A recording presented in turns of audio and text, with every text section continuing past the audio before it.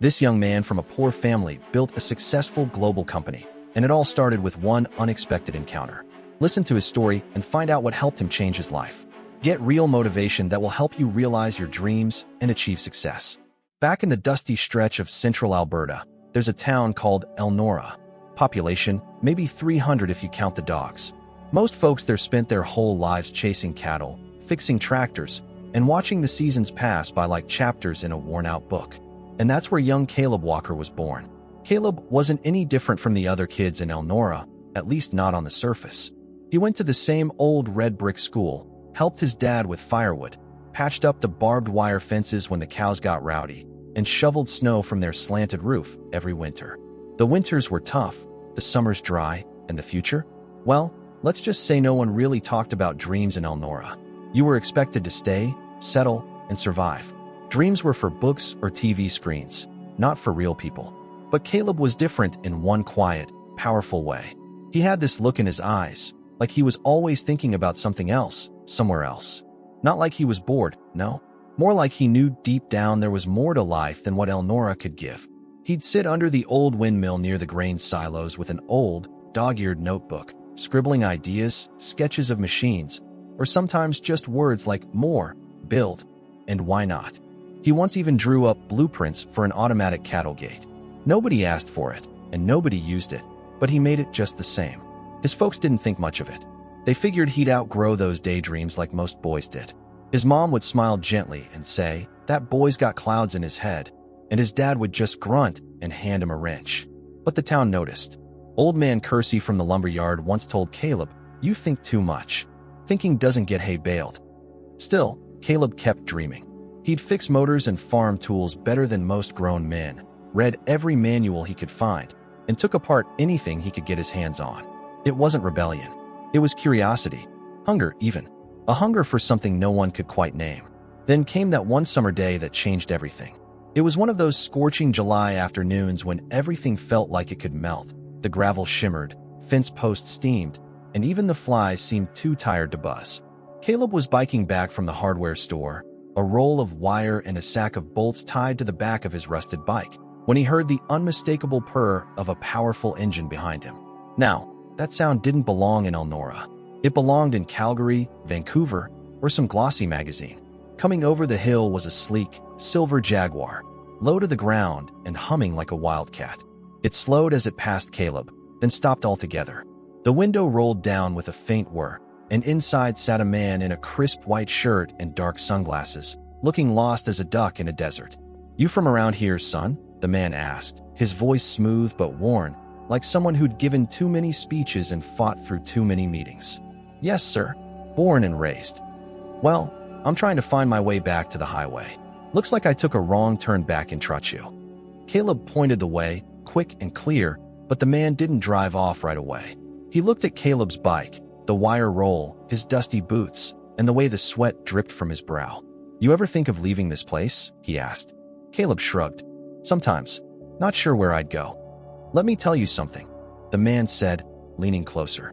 "I started with nothing but a hammer and a stubborn streak. Now I run a construction firm with 200 employees. Built towers from Toronto to Seattle. You don't get far unless you step out of the shadow of what's familiar. Remember that." With that, he tipped his sunglasses, thanked Caleb, and drove off in a cloud of gravel dust, the Jaguar's tires hissing like a whispered promise. Caleb stood there long after the car disappeared, the sun beating on his back, the wires sagging in his hand. Something in him had shifted. A fuse lit. That night, Caleb couldn't sleep. He lay on the old mattress in the attic bedroom, staring at the cracked ceiling, the man's words echoing like gospel in his mind. Step out of the shadow of what's familiar. He didn't tell anyone. He just started working harder. First, he picked up extra shifts at the grain elevator. Then he mowed lawns, fixed up fence lines, cleared brush, and even repaired engines for the Haskins family up north. Every dollar he made went into a battered coffee tin he kept hidden under his bed. No one knew. Not his friends, not his parents. Just Caleb and the quiet rhythm of saving. On his 19th birthday, he bought a used laptop from a cousin in Red Deer and started learning everything he could. Basic coding, electrical theory, machinery schematics. He'd study late into the night. The only light in the attic coming from the laptop screen and the tiny desk lamp he rigged from spare tractor parts. By the time he turned 20, he had saved $4,800. Enough, he figured, for a one-way bus ticket to Edmonton, a few months of rent in some rundown flat, and a shot, just a shot, at something more. The morning he left, his mother hugged him with quiet tears that soaked into his flannel shirt. She handed him a small package wrapped in cloth. "Open it when you're ready," she said. His father didn't say much, just patted him on the back and handed him a worn pocket knife. "Your granddad gave me this when I left for Calgary. It's not for cutting wood. It's for remembering where you came from." Caleb nodded. "I won't forget." And just like that, with one heavy duffel bag, a second-hand laptop, and a head full of half-formed plans, Caleb Walker stepped onto the Greyhound bus bound for Edmonton, leaving the dusty roads of Elnora behind. Edmonton was a different world. The moment Caleb stepped off the bus, he felt it in his bones. The air was louder, faster. People didn't smile in passing like they did back in Elnora. Everyone walked with purpose, heads down, minds elsewhere. Glass towers loomed above him like metal giants, and the streets buzzed with a rhythm he didn't yet understand. He checked into a budget motel with faded carpets and a humming vending machine in the lobby. $42 a night. He paid for 5 nights up front and cringed at the sound of the money leaving his hand. His first meal was a lukewarm slice of pizza from a gas station around the corner. He ate it on the curb, watching cars pass, letting it sink in. He was here now, and there was no turning back. The next day he walked, street to street, shop to shop, asking for work. Most places didn't need help. Others asked for resumes or experience he didn't have. One man at an auto garage laughed when Caleb mentioned fixing engines in a barn. "Yeah, kid, and I used to be an astronaut in my sandbox," the man said, tossing a rag over his shoulder. But Caleb didn't stop. He kept walking, knocking, asking. By day 4, his feet ached, his wallet thinned, and doubt whispered at the edge of his thoughts. Maybe he wasn't cut out for this. Maybe people like him didn't leave places like Elnora.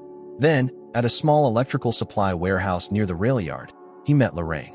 She was in her 50s, with salt and pepper hair tied back in a bandana and eyes that missed nothing. "You any good with motors?" she asked without looking up from her clipboard. "Yes, ma'am. Small engines, tractor belts, pulleys." She raised an eyebrow. "Ever rewired a panel?" "No, but I've read the manuals." That made her chuckle. "You read manuals, huh? That's a first. Most boys your age think they know everything." She gave him a chance. Not full-time, just 2 days a week unloading boxes and organizing stock. The pay was low, the work hard. But Caleb showed up early and stayed late, never complained, and listened more than he spoke. In the evenings, he kept studying. YouTube tutorials, forums, free coding boot camps. His second-hand laptop wheezed like an old hound, but it did the job. He began learning not just the physical parts of machines, but the invisible ones: data, circuits, code. It was like uncovering a second layer beneath the world he already understood. He found a tiny basement apartment a few blocks from the warehouse. The walls were thin, the plumbing clanked, and the fridge froze everything on the top shelf. But it was his. For the first time in his life, he had a key that opened a door that no one else could claim. Nights were the hardest. The city didn't go quiet like the prairie. Sirens, voices, thumps from the upstairs neighbors. It all crashed into his mind like waves. Loneliness crept in. He missed his mom's cinnamon buns, the sound of his dad sharpening the axe, the way Elnora smelled after a storm. But he didn't let it pull him back. Every time doubt returned, he'd pull out that pocket knife and turn it in his hand, remembering the calloused hand that had given it to him and what it meant. "You're not here to survive," he reminded himself. "You're here to build." By the time 3 months had passed, Caleb had gone from stacking boxes to helping with repairs at the electrical warehouse. Lorraine had started noticing his meticulous attention to detail, his unshakable patience, and more importantly, his questions. Why does this breaker trip underload? What happens if the insulation rating is exceeded in older buildings? Lorraine liked questions. She said only fools stop asking them. So one Monday morning, she tossed Caleb a pair of heavy gloves and pointed at a faulty breaker box on the shop floor. "Fix it." Caleb blinked. "Really? You've seen me do it. Show me what you've learned." He did. Slowly, carefully, checking each step twice. It took him nearly an hour, but the power flowed back through the line like a heartbeat returning to a patient. Lorraine just nodded. "Good. Now do it faster." That became his rhythm. Learn, do, refine. During the days, he worked with wires and panels. At night, he learned to code, building simple web apps and studying the fundamentals of software architecture. It was hard, confusing at times, but each breakthrough brought the same rush as fixing a stubborn generator back home. Then came his first real break. A young contractor named Jamal, who sometimes dropped by the warehouse for parts, overheard Caleb explaining voltage drop calculations to a new hire. After a short chat, Jamal pulled him aside. "You ever worked on a real site?" "No, sir." "You want to?" Caleb paused, then nodded. More than anything, Jamal was starting a mixed-use building renovation and needed a quick learner. Caleb signed on as a temporary helper, shadowing the crew, hauling gear, asking questions, always taking notes. He was still green, but his eagerness to understand systems, not just tasks, set him apart. It wasn't glamorous. He swept floors, untangled cords, fetched coffees.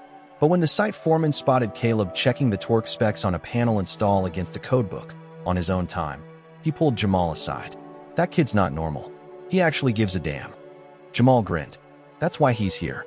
Over the following weeks, Caleb was given small wiring jobs, then moved on to sensor setups, emergency lighting systems, and eventually helped program a basic smart panel that controlled the HVAC remotely. He stayed late whenever he could, soaking up every diagram, every blueprint, every acronym like a dry sponge. One rainy evening, Jamal found him alone in the back office, sketching an idea on a whiteboard. "What's that?" "An energy monitoring interface," Caleb said without looking up. "Something simple enough for homeowners to track consumption by room." Jamal stared. "You built that?" "Just the front end. I haven't figured out the back end yet." Jamal gave a low whistle. "You ever thought of turning this into a business?" Caleb shrugged. "Just an idea." "Well," Jamal said, clapping him on the shoulder, "that's how all businesses start. With an idea and someone too stubborn to let go of it." That night, Caleb didn't sleep. He kept looking at the whiteboard, at the code on his screen, at the path slowly forming in front of him. It was vague, uncertain, but it was there. And for the first time since leaving Elnora, he allowed himself to imagine not just surviving in the city, but building something that might one day outlast him. Something with his name on it. Caleb didn't waste time.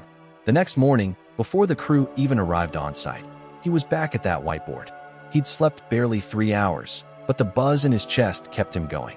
He outlined the user interface more clearly, refined the functions, and scribbled questions he'd need to research. He wasn't just sketching now, he was designing.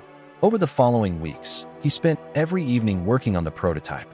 He borrowed books from the library on interface design, picked up used microcontrollers online, and turned his basement apartment into a Frankenstein's lab of blinking LEDs, tangled wires, and notes taped to the walls.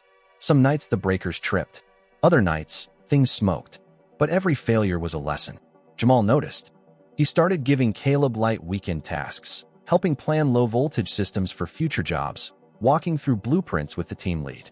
One Saturday, Jamal handed Caleb a folder. Clients asking for a smart retrofit in their new offices. "Think you can draft something?" Caleb blinked. "Me? Why not? You know the wiring, the interface, the tech. Put something together."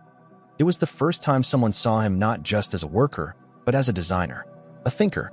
He worked 3 nights straight and presented a clear, modular plan that could be installed with minimal disruption. Jamal used it almost entirely. That job led to another. Word got around. Contractors began asking for Caleb's input on basic system integrations. Nothing fancy, just smarter thermostats, timed lighting, energy use dashboards. But Caleb didn't stop at basic. He started building a full prototype of his home energy tracker. He called it ClearWatts. By month 6, ClearWatts could scan each room's power usage, create daily and weekly reports, and suggest usage reduction habits, all controlled through a clean mobile interface. Caleb had built it all, from the circuit boards to the front-end app. But he hit a wall. Money. His personal savings had run dry. Components were getting expensive. And if he wanted to file a provisional patent or scale production, he needed serious funding. He pitched the idea to a small startup incubator downtown. They liked the concept but told him he lacked market data, a team, and formal credentials. Still, one mentor at the incubator, a soft-spoken man named Ravi, pulled Caleb aside after the meeting. "You're not missing a degree," he said. "You're missing a story. Investors fund stories. Right now, all they see is a smart kid with a cool gadget. You need to show them the person behind it." That hit Caleb harder than he expected, because up until that moment, he had been hiding that part. The prairie boy, the rusted bike, the firewood mornings, and windmill sketches. That night, Caleb sat in his apartment, staring at the folded cloth his mom had given him. He finally unwrapped it. Inside was a photo. Him and his dad, covered in grease, standing next to an old generator they'd rebuilt together the summer he turned 16. Tucked behind the photo was a note, in his mother's handwriting. "Build what only you can build." He didn't sleep again. By dawn, Caleb had rewritten his pitch, built a new presentation, and started reaching out to mentors who could help him craft not just a product, but a story worth listening to. Because now, he understood something crucial. The world wasn't waiting for another app. It was waiting for someone real enough to believe in. It took 2 weeks of nonstop effort, but Caleb's new pitch began to take shape. He worked with Ravi and 2 other mentors from the incubator, Marla, a branding strategist who once worked with nonprofit startups, and Kevin, a quiet ex-developer turned angel investor who had a soft spot for first-generation entrepreneurs. Together, they picked apart his diagrams, grilled his presentation, and most importantly, helped Caleb connect the story of Clear Watts with the story of Caleb Walker from Elnora. Marla insisted on one major change: start with his roots. "Investors hear 1,000 product pitches a week," she said. "What they don't hear often is a farm kid who built a home energy system from scratch in a basement, with no degree and no connections. That's your angle. That's your power." And so Caleb learned to tell his story, not as a rehearsed script, but as a quiet truth. He talked about Elnora, about rebuilding old machines with his dad, about chasing an engine's hum through winter barns and summer dust, and how that same hunger led him here, building a system to help people take control of their energy use, one room at a time. The next pitch meeting was with a local cleantech seed fund called Prairie Spark. They were known for funding early-stage innovations that had impact potential but lacked polish. Caleb stood in a small room with 5 chairs, 3 investors, a folding table, and a screen that flickered slightly when he plugged in his laptop. His hands trembled as he spoke, but his voice didn't. He walked them through the origin, the pain points, the prototype, the energy mapping. He demoed Clear Watts in real time, switching between rooms in his own apartment, showing how his system could identify patterns like weekend surges or appliance ghosts draining power quietly. When he finished, there was a silence. Then one of the investors, a woman named Iris with sharp eyes and a laptop full of notes, leaned forward. "This is impressive, but you're a solo founder. No degree, no business background. Why should we take this risk?" Caleb paused. Then, without blinking, he said, "Because this is all I've got. I don't have a backup plan. I didn't come here to ask for permission. I came here to build something that matters. And I'll do it with or without your money. But with it, we'll get there faster." That was the moment. 2 days later, he got the email. Prairie Spark was in. $25,000 seed money for initial development, plus mentorship and access to their network of beta testers and partner firms. He sat in silence for nearly half an hour, staring at the screen. Then he called his mother. When she answered, he didn't say a word at first, just let her speak. "Hello? Caleb? You all right?" "Mom," he said, voice cracking. They said yes. What followed was a silence of her own, then a sniffle. "I knew they would." With the funding secured, everything accelerated. Caleb registered Clear Watts as an official entity, set up a legal structure, and moved into a tiny co-working space in an industrial building near downtown. It wasn't pretty, just a desk, a whiteboard, and a shared fridge, but it was his. He hired his first contractor, a front-end developer named Mina, who had just finished her degree and was hungry to build something real. Caleb didn't have much to offer, just a modest stipend and a shot at equity, but Mina didn't hesitate. She saw what Caleb saw. Together, they refined the interface, expanded device compatibility, and polished the energy analytics dashboard. Caleb handled the hardware and back-end logic. Mina sculpted the user experience. At night, Caleb still fixed things with his hands: tools, circuits, wire maps. It grounded him, reminded him of the boy under the windmill. But now, his ideas weren't just scribbles in a notebook. They were living code, flowing electricity, devices in beta users' homes, pinging back data that shaped the next update. Still, doubt visited him often. On quiet nights, when the graphs looked off or the servers lagged, he'd wonder if he was out of his depth. But he never let it settle. Not now. Not after coming this far. And then, one afternoon, a message arrived in his inbox with a subject line that made him blink twice. TechWest Summit. Finalist notification. He clicked. Read. Reread. Clear Watts had been selected as one of 10 finalists to pitch on stage at TechWest, Western Canada's biggest startup showcase. Caleb sat back in his chair, heart pounding. This was it. The big stage. The spotlight. And all he had to do now was step into it. The weeks leading up to TechWest passed in a blur. Caleb barely slept.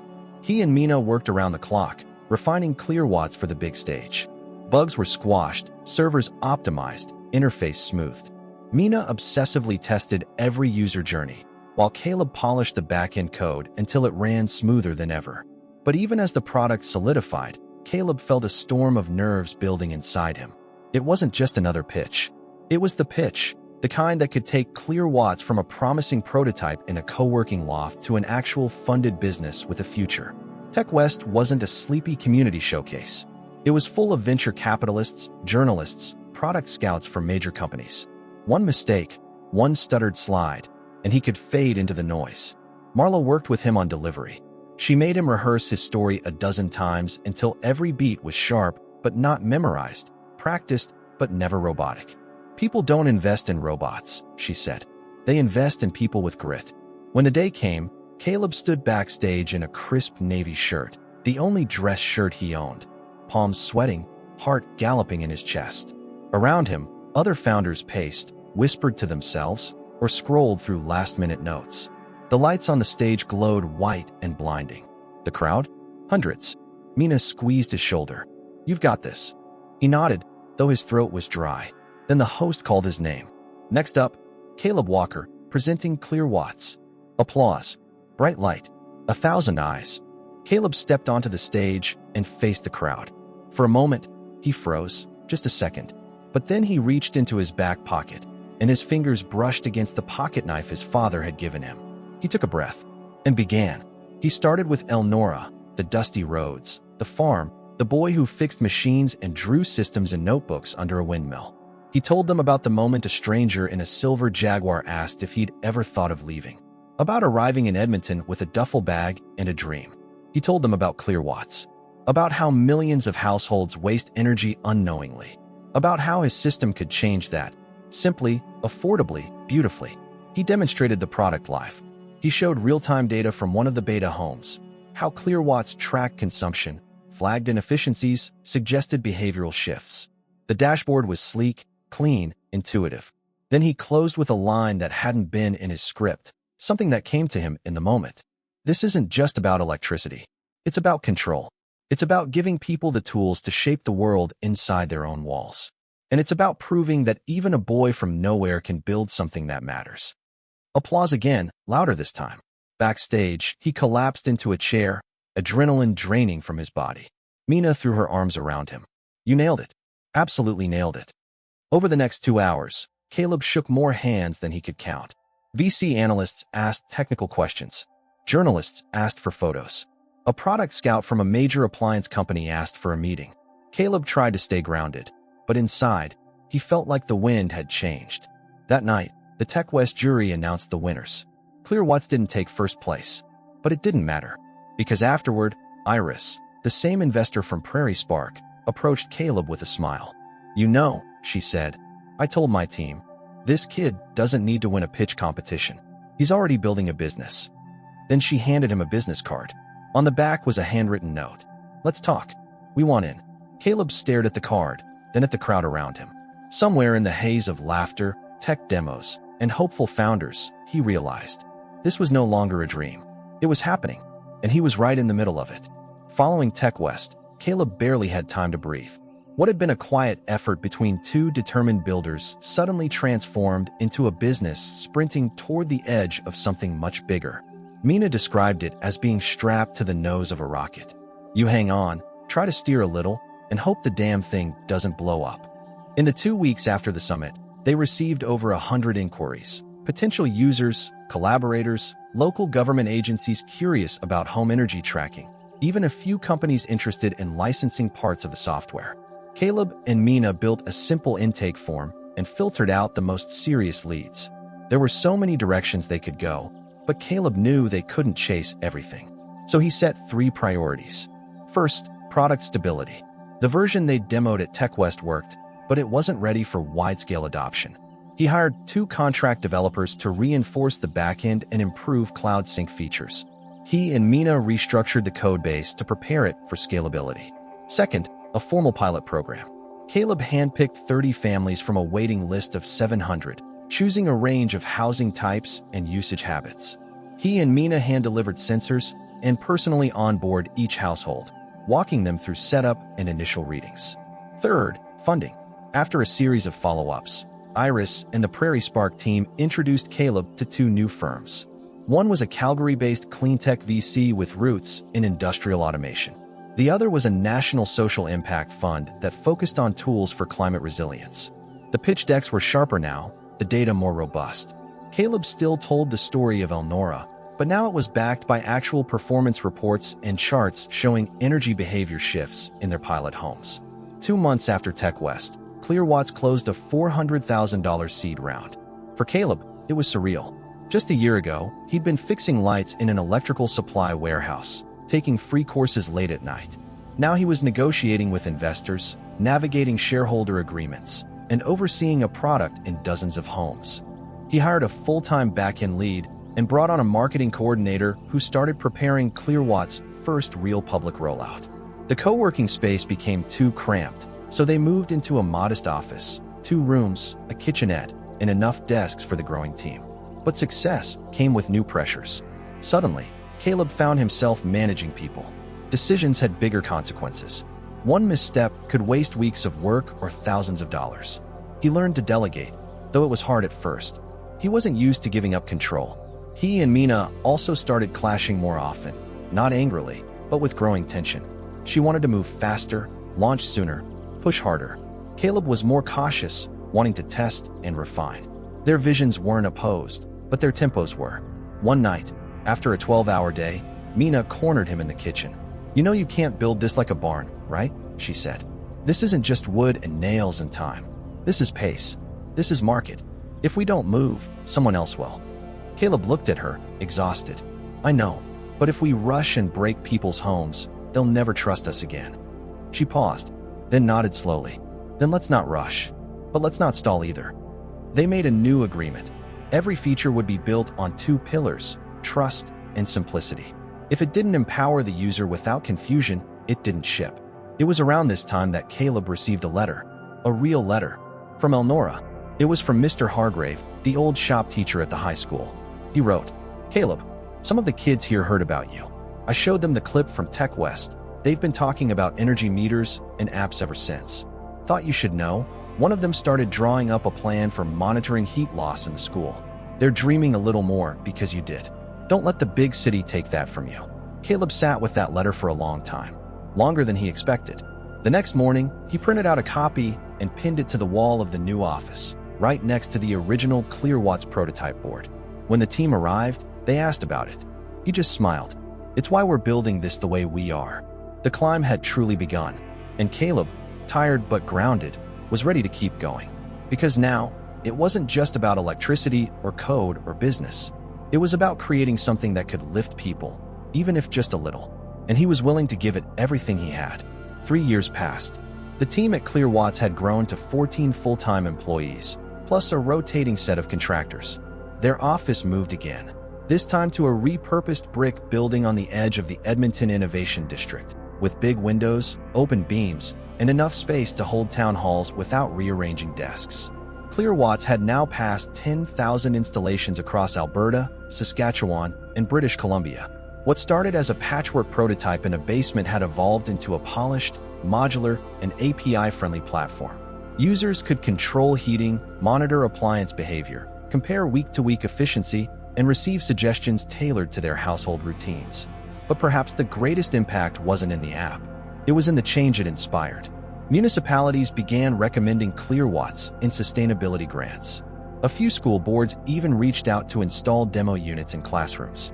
Caleb personally flew to one of those schools, in Red Deer, to speak to a room full of high schoolers. He wore jeans, a button-up, and the same dusty boots from Elnora.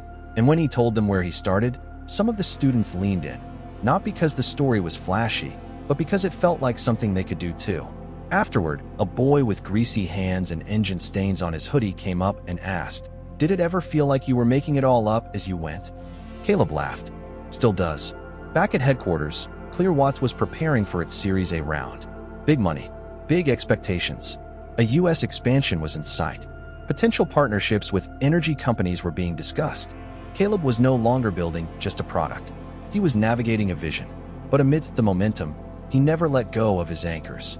Every Monday morning meeting started with what they called the Elnora moment, a reminder from someone on the team about a user story, a bug fixed that saved someone frustration, or a piece of feedback that helped refine trust.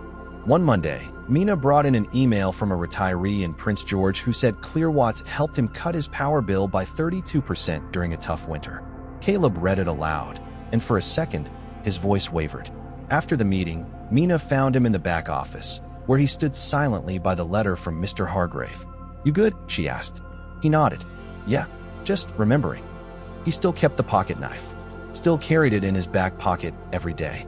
When asked about it in interviews, he'd say it wasn't about the blade, it was about the weight, the reminder of where he came from, of who he was when no one believed in him but himself. And while he was now invited to tech panels, consulted by startup accelerators, and even mentioned in business magazines, Caleb remained Caleb. He answered every email from a kid with a dream. He returned to Elnora once a year, quietly, no press, no fanfare, just to sit under the old windmill, sketch in his notebook, and let the prairie wind remind him what still mattered most. Because success, he learned, wasn't a destination. It was a practice, a choice, to keep building, to keep believing, to keep lifting others. And Caleb Walker, the boy who once biked dusty roads with wire and a dream, had chosen it every single day. And he always would.